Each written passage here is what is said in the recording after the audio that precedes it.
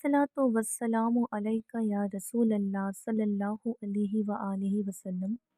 अस्सलामु अलैकुम। आज वीडियो में आपको अस्तगफिरुल्लाह की मिरेकल स्टोरी शेयर करने वाली हूँ और दुरूद नज़रे करम की। स्पेशली आज की जो वीडियो है वो उन बहनों के लिए है जो अब तक औलाद के लिए बहुत ज़्यादा परेशान हैं। तो जी आपके लिए स्पेशल वीडियो मैंने बनाई हूँ, वो भी मिरेकल स्टोरीज़ की है। आपको बहुत हेल्प मिलेगी। अल्लाह से दुआ है मेरी कि या अल्लाह जितनी भी हमारी बहनें हैं जिनको अब तक औलाद नहीं हुई है, अल्लाह सबको औलाद से नवाज दे। आमीन सुम्मा आमीन। सबको नेक सवाले और अच्छी लंबी उम्र वाली औलाद और अच्छी सेहत वाली औलाद अता फ़रमाए। सबसे पहली जो मिरेकल स्टोरी है वो एक बहन की है जिन्होंने मुझे इंस्टाग्राम में अपनी स्टोरी को शेयर किया। अस्सलामु अलैकुम। मैं सारे लोगों से ये बात को शेयर करना चाहती हूँ कि मेरी जो भाभी हैं उनकी शादी को 2 साल हो गए थे लेकिन कोई औलाद नहीं हो रही थी और वो बहुत ही ज़्यादा परेशान थी, डिप्रेशन में थी। तो जी मैं फ़ेसबुक में हूँ, तो मैंने फ़ेसबुक में एक ग्रुप को जॉइन किया जो कि खादिम दुरूद पाक नाम से एक ग्रुप है। तो वहाँ पर जो एडमिन भाई हैं वो हमेशा दुरूद पाक से रिलेटेड पोस्ट किया करते थे। इसी तरह उन्होंने एक मर्तबा दुरूद नज़रे करम जो कि ये है या रहमतल लिल आलमीन सल्लल्लाहु अलैका वसल्लम, इस दुरूद पाक को पूरा मैं बता रही हूँ, या रहमतुल लिल आलमीन सल्लल्लाहु अलैका वसल्लम नज़रे करम। ये जो दुरूद पाक है नज़रे करम दुरूद पाक, इसके बारे में बताया और इस दुरूद पाक की बहुत सारी फ़जीलत बताई। और फिर उसमें ये भी था कि आप इस दुरूद पाक को 1,25,000 मरतबा अपने किसी भी मकसद के लिए आप पढ़ सकते हैं। तो मैंने ये बात अपनी भाभी को बताया तो उन्होंने 1,25,000 मतलब सवा लाख की नियत करते हुए दरूद नज़रे करम को पढ़ना शुरू कर दिया, खुसूसी अपनी औलाद के लिए। अभी 20,000 ही गुज़रे थे पढ़ना कि अल्लाह ताला ने उन्हें गुड न्यूज़ दे दिया, मतलब वो कंसीव कर चुकी थी और अब उनको जो है वो औलाद अल्लाह ने अता फ़रमा दिया है। इसी तरह से मेरे जो भाई हैं उनके दोस्त के घर में 7 साल से औलाद नहीं थी, तो उनको भी हमने दरूद नज़रे करम के बारे में बताया तो उन लोगों ने भी सवा लाख मरतबा दरूद नज़रे करम पढ़ना शुरू कर दिया। तो जी उनके घर भी अब औलाद हो गई है। ये सब दरूद नज़रे करम की बरकत है। अल्लाह ताला सब पे औलादों को औलाद अता फ़रमाए, आमीन। तो जी दरूद नज़रे करम बहुत ही प्यारा सा दरूद पाक है। आप इसको सवा लाख मरतबा किसी भी मकसद के लिए पढ़ सकते हैं। तो आपको मैं एक टिप्स देना चाहूँगी कि आप जब भी दुरूद शरीफ पढ़ें ना, तो हो सके पॉसिबल हो तो आप सारा दिन भर पढ़ें, चलते फिरते काउंटर में पढ़ें, बहुत अच्छी बात है। लेकिन सारे दिन भर में से एक वक्त तो ऐसा ज़रूर निकालें कि आप वज़ू करें और ना मदीने शरीफ की तरफ जानिब मुँह करके, मतलब काबा शरीफ की तरफ मुँह करके बैठ जाएं अदब के साथ ना, और आँखों को ना बंद कर लें और फिर 1000 मरतबा दरूद नज़रे करम को पढ़कर अपनी हाजत को अल्लाह ताला से जो है वो बयान करें, हुज़ूर सल्लल्लाहु अलैहि वसल्लम के वसीले से ना मांगें। तो इंशाल्लाह आप जो भी चाहते हैं ना वो आपको ज़रूर ज़रूर ज़रूर मिल जाएगा। और एक आपका डिप्रेशन भी कम होगा उस चीज़ को लेकर के। आप शादी-वादी जो भी आपके लव मैरिज वाले मामले होते हैं ना, उसको लेकर के भी ना आप ये अमल को कर सकते हैं। औलाद हो चाहे जो भी हो, आपके रिस्क की प्रॉब्लम हो, जॉब की प्रॉब्लम है, जो भी टेंशन है, बीमारी है, सारी चीज़ों के लिए आप ये कर सकते हैं। अब जो हमारी जो जी दूसरी मिरेकल स्टोरी है वो है इस्तिग़फ़ार से रिलेटेड। ये भी औलाद से रिलेटेड है, तो मैंने आज एक ही वीडियो में जो औलाद से रिलेटेड जो मिरेकल स्टोरी है उसको मैंने ऐड कर दिया है। तो आप चाहें तो दोनों अमल कर लें, ठीक है? तो इन बहन ने ना मुझे इंस्टाग्राम में अपनी स्टोरी को शेयर किया, तो जी मैं बता रही हूँ वो आपको।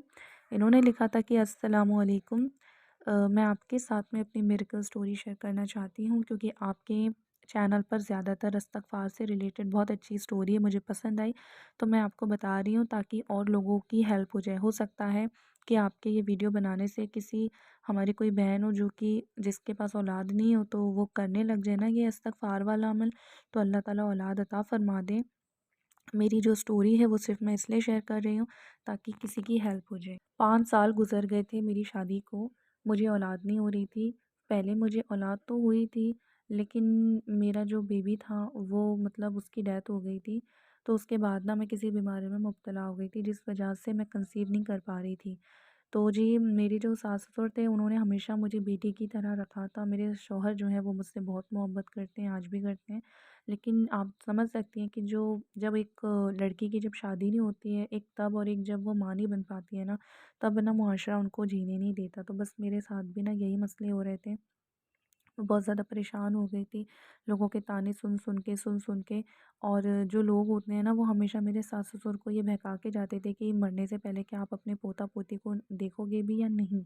तो जी, उनको मरने का तो खौफ़ नहीं था, लेकिन उनको यही लगता था कि उनका बेटा जो है वो बाप बन जाए और जो मैं उनको खुशी नहीं दे पा रही थी। तो जिस वजह से ना उनका बिहेवियर तो मेरे साथ हमेशा से अच्छा ही रहा है, लेकिन कभी न कभी बातों-बातों में वो ऐसा कुछ बोल जाते थे ना जी, कि जैसे मुझे महसूस होता था कि मैं जो कंसीव नहीं कर पा रही हूँ ना, तो इस वजह से इनको जो है बहुत अंदर से ना गम है। और मेरे शौहर का बिहेवियर भी ऐसा था ना, कभी-कभी बहुत चिड़चिड़पन हो जाता था। वो देखते थे कि जी दूसरों के घर औलाद हो रही है, हमारे यहाँ नहीं हो पा रही है और मैं बीमारी में भी मुब्तला हूँ ना, तो वो काफ़ी परेशान भी रहते थे और वो मुझसे झगड़ा कर कर भी लेते थे और कभी-कभी ऐसी बात भी बोल देते थे जिस वजह से मुझे काफ़ी हर्ट होता है। ऐसे ही मेरे शौहर से मेरा एक बार झगड़ा हो गया, उन्होंने मुझे काफ़ी कुछ ऐसी बातें कह दी जो मुझे बर्दाश्त नहीं हो रही थी। तो जी, मैंने फ़ैसला ले लिया कि अब मैं इनके ऊपर ना बोझ नहीं बनूँगी। मतलब मेरा इलाज भी करवा रहे हैं और मैं कंसीव भी नहीं कर पा रही हूँ और थोड़ा बहुत जो दूर के रिश्तेदार हैं ना, वो बहका भी देते हैं। तो मैं एक काम करती हूँ, मैं अपने घर चली जाती हूँ। मेरी अम्मी ने बोला कि अब आप ना थोड़े दिन को घर पे आ जाओ थोड़ा-सा, ताकि आपको जो ज़हनी सुकून है ना वो मिल जाए, डिप्रेशन ना आपका दूर हो जाए। तो मैंने जी सोच लिया, मैंने अपने शौहर से बोल दिया कि काम करिए आप जो है, मैं जा रही हूँ अपने मायके, जब तक आप जो है वो अपने दूसरे निकाह आप कहते हैं गुस्से में तो कर लीजिए, आपको बेबी चाहिए ना, तो हो सकता है आप बेशक दूसरा निकाह कर लें, मैं जा रही हूँ। और उस वक़्त मैं काफ़ी रो रही थी। तो जी, उस वक़्त ना उस दिन मेरी ननद मेरे घर पे आई हुई थी, तो वो फ़ौरन में ना मेरे रूम पे आ गई, मेरे रोने की आवाज़ सुनते ही साथ। तो उन्होंने ना फिर मुझे बहुत सँभाला, बहुत चुप कराया और जी, वो बिल्कुल मुझे उन्होंने कभी फ़ील नहीं होने दिया कि वो मेरी ननद है। उन्होंने हमेशा से मेरी अप्पी की तरह, मेरी बाजी की तरह रही हैं और उन्होंने उस वक़्त ना मुझे गले से लगा लिया और उन्होंने कहा कि अल्लाह की जो मर्ज़ी होती है ना, वही होता है, तुम परेशान क्यों होती हो?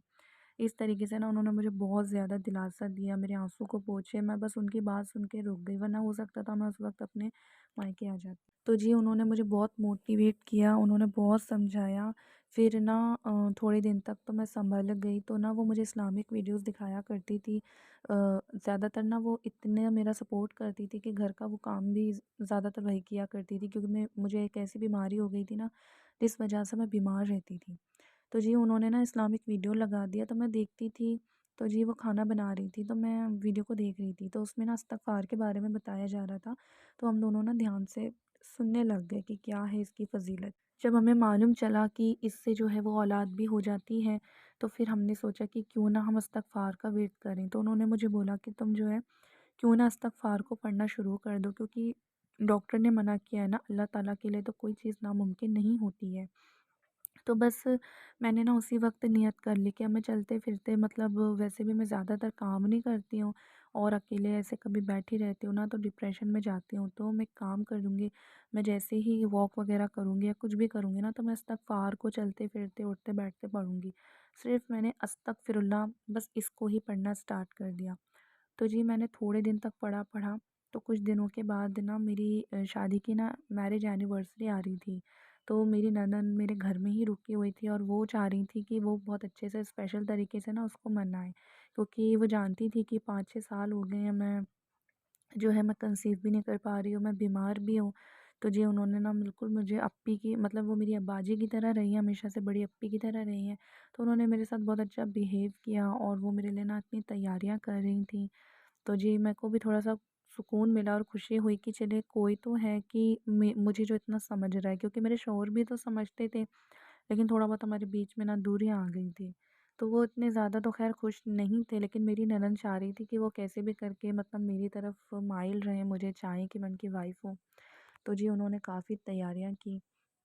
तो ये उसी दिन की बात है। तो वो ना, मतलब किचन में थी जी, तो मैं उनकी ना हेल्प करवा रही थी थोड़ा बहुत।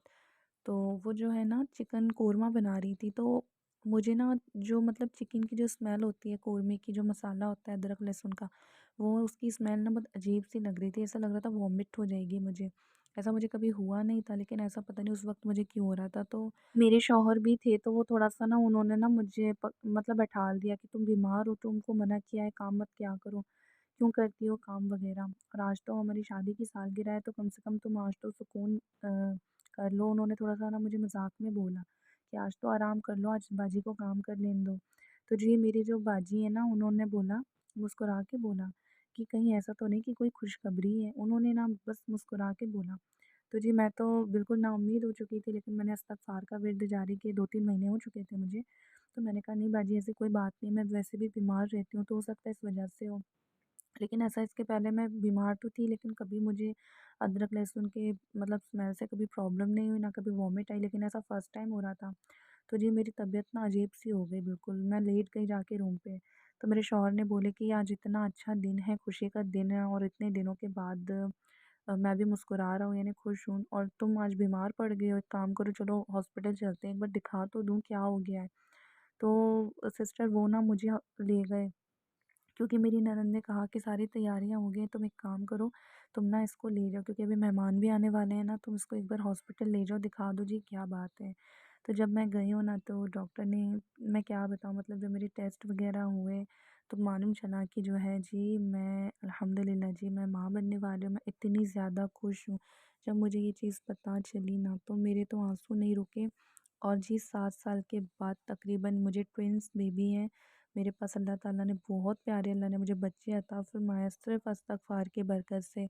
तो जी मैं क्या बताऊँ कि मैं कितनी ज़्यादा खुश थी जी, उस वक़्त मेरे शौहर ने मुझे गले से लगा लिया और मतलब मैं बिल्कुल रोने लग गई थी कि मतलब मैं बिल्कुल नाउम्मीद थी, ये मेरे साथ मिरेकल कैसे हो गया इस्तग़फ़ार से, अस्तग़फ़िरुल्लाह की बरकत से इतना प्यारा-सा मेरे साथ मिरेकल हुआ है। मैंने नमाज़ों को भी शुरू कर दिया था वो बयान सुन के और साथ में चलते-फिरते, उठते-बैठते इस्तग़फ़ार की ना मैंने कसरत को ना शुरू कर दिया। तो जी अल्हम्दुलिल्लाह मेरे ट्विन्स बेबी हैं और मैं बहुत ज़्यादा खुश हूँ।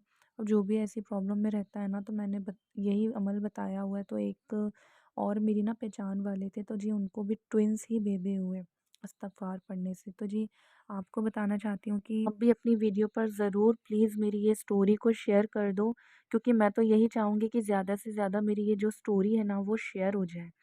कि मतलब मैंने कैसे कंसीव किया और कैसे-कैसे प्रॉब्लम से गुज़री, मेरे बयान करना तो काफ़ी मुश्किल था, काफ़ी बड़ा मेरी लाइफ़ का जो स्ट्रगल था, लेकिन मैंने आपको काफ़ी शॉर्ट तरीके में बता दिया। और इसलिए बताया ना ताकि कोई और हमारी बहन हो, तो उसको कुछ इससे ना सहारा मिल जाए। तो उनको ज़रूर बताएँ कि वो ना अस्तगफिरुल्लाह की कसरत कर लें।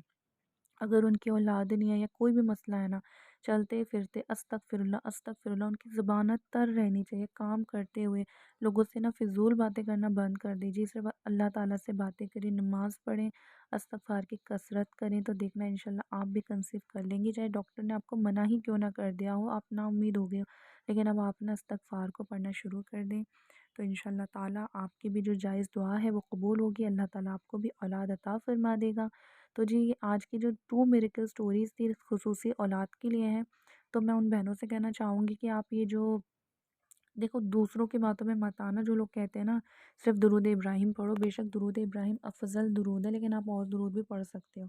आप ना दुरूद नज़्र करम को पढ़ना शुरू कर दो सवा लाख मरतबा, जो कि मैंने स्टार्टिंग में आपको बता दिया है। इसी तरीके से ना आप अस्तगफिरुल्लाह को चलते-फिरते पढ़ना स्टार्ट कर दो, ठीक है? तो इंशाल्लाह ताला आपको भी जो है अल्लाह ताला नेक स्वाले औलाद अता फ़रमाएगा जी, मेरी दुआ है। अगर आपको मेरी ये वीडियो अच्छी लगी हो ना तो ज़रूर उन तक शेयर कर देना जिनको औलाद नहीं है।